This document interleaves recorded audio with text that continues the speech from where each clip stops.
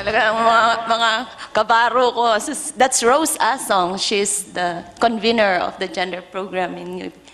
The poverty and fundamentalism, they feed on each other. In fact, in our paper presentation, we graphically showed how when women are denied certain basic, the right to information on reproductive health, choices, and they get to have so many children, and they're already poor, you're making them poorer.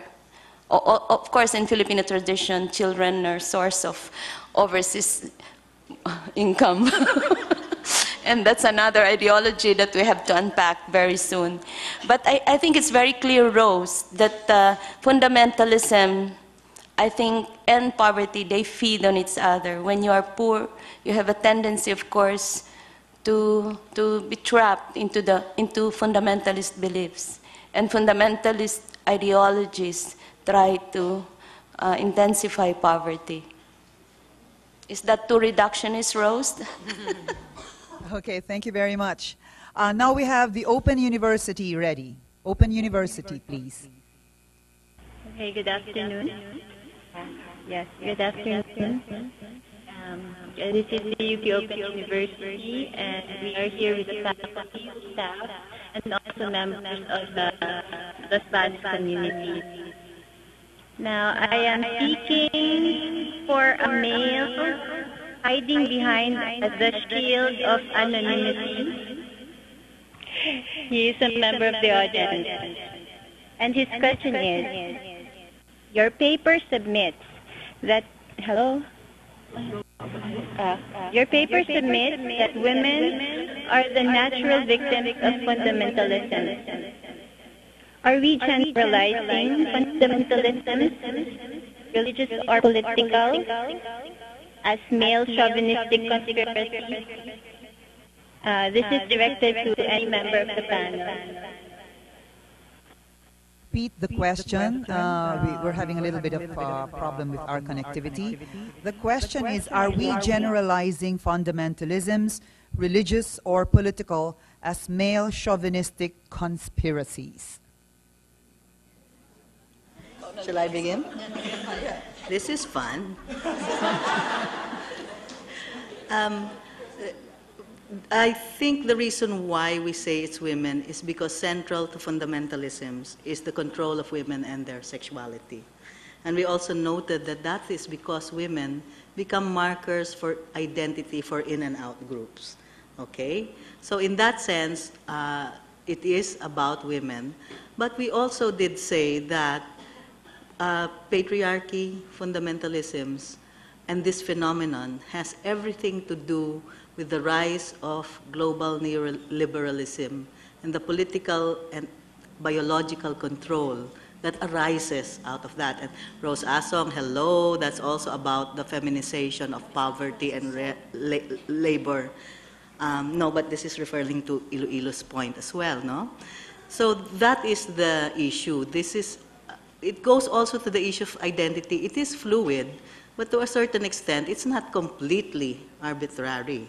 Kristeva calls this, Spivak calls this strategic essentialism. So yes, there is women. Yes, fundamentalism is mostly about women, but no, it's not just about women. It's not always only about women. But it is true that fundamentalisms and the rise of the intensity of patriarchal exploitation is happening now related to other global developments. Okay, now we have Baguio ready.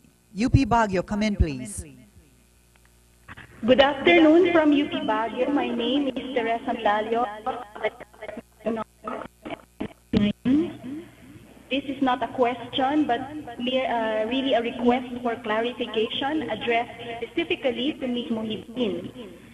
There are many signs that show the world is not becoming more secular. Indeed, signs show that religion is re-emerging as one of the most important factors in new and emerging wars.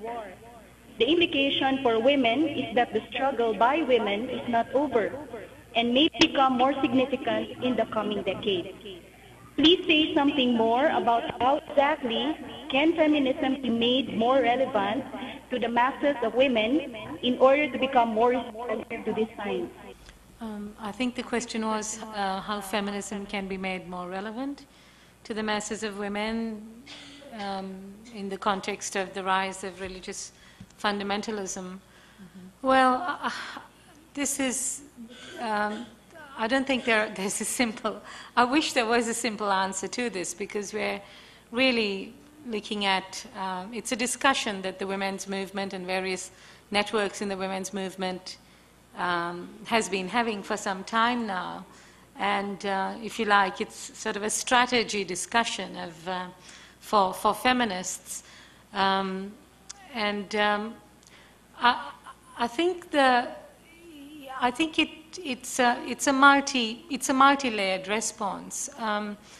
One of the things that we need to acknowledge is that women are also organized and women are also mobilized by these fundamentalist movements, and that has been a fairly consistent feature. I quoted Iran, but it's also happened in Pakistan, where there was a strong women's movement, which was the first to come out against the dictatorship in the early 80s of Zia-ul-Haq. And it was broken and driven back, and one of the tactics used was the setting up of Islamist women's organizations. So that is, for example, one aspect of the challenge. But I think the women's movement has to respond on several fronts. I think it has to respond on the question of militarization. I think it has to respond on the question of neoliberal globalization and the feminization of poverty. And it has to respond on this particular aspect of fundamentalism, of how it mobilizes and organizes women. I don't think there's an easy answer to that question, but but it is also related to in some countries, and I think this is less so in the case of the Philippines, but much more so in the case of Western feminism, there is a criticism of Western feminism for being elitist and isolated from the issues of the masses of women that affect the masses of women. And this is also a discussion that's happened in Latin America, for example, in Venezuela. How does the traditional, if you like, women's movement relate to what's going on, the social transformation there? I think it's less so of a question for the Philippines, where the women's movement is much more linked to, the massa, if you like. But anyway, those are some points. I think this is an ongoing discussion for the feminist movement. Okay, thank you very much. Now we're ready with UP Mindanao. Come in, UP Mindanao. Joanna Cruz, your moderator. Thank you very much for the opportunity to participate in this robust discussion. I'm reading a question from a student of BA Communication Arts, Claire Ledesma. It's so unfair that in religion, men are always leading. For example, in Roman Catholicism, where God is male and the priests are male, and nuns are like only assistants. What do you think of that? Can it make feminists quit Roman Catholicism? Thank you.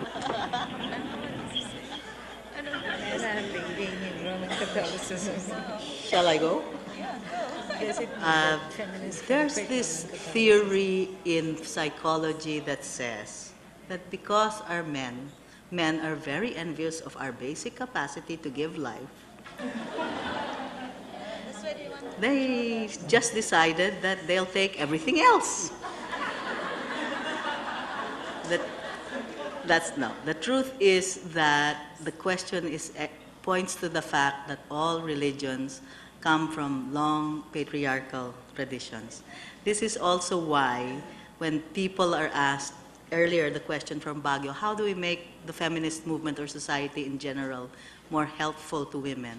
One of the things we need to do is encourage democracy within religion itself.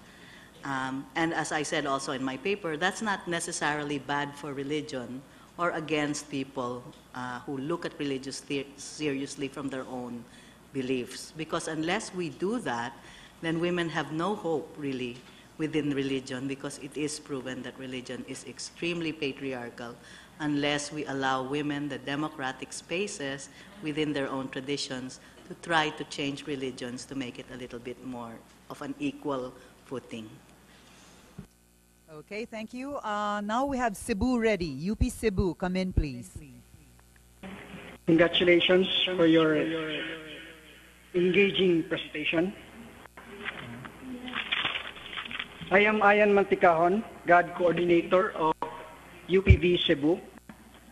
My question is, in the Philippine context, how do we engage the church to be more open to feminist issues? Is there a way or opening towards a dialogue, considering the Catholic Church's strong, uncompromised stand on issues such as reproductive health? The question is addressed to Dr. Claudio. Oh, this is fun. Hello, Ian. The way to address it is, of course, for feminists to do their usual subversions in Catholicism. And we do have that. There are strong women both in the Philippines and across on the globe looking at Catholicism and women. For example, this excellent organization called Catholics for a Free Choice. But again, as I did point out in my paper, some of the theoreticians are saying you have to engage the church two ways. When it speaks on secular matters and then it tends to be completely unscientific, you have to engage the church there in two ways. First, you have to say you're unscientific and bigoted, and then you're also supposed to say, but that's not Catholicism at all. That is not the best of the religious tradition. The second way is when the Catholic hierarchy interprets doctrine to be only one thing. Contraception is death. That isn't even true within Catholic tradition. The first review of it under a more progressive pope left the question open. And therefore, Catholics need to engage their own church so that there is a reinterpretation. And you have to bridge these two areas because the church is morally liable for its mistakes in secular discourse. But the church is also morally liable for being such a male, hierarchical, and fundamentalist institution, even in the interpretation of its doctrine. Because many Catholics are for contraception, and many Catholics do not agree that their church should be so hierarchical in the interpretation of doctrine and conscience. So how do you engage the church? We just keep going because history is on our side. I just want to make a short announcement. I'm being a teacher again. The truth is, if you look at the World Value Survey, which is available online, it's wonderful. I suggest social scientists look at it. Across the decades, there has been a move towards secularism, across cultures as well. So it's not that hopeless. We're seeing a resurgence, but generally a move across all cultures towards secularism and human rights. Okay, thank you very much. We have time for just one more question, and that belongs to Tacloban. UP Tacloban, please. Yes.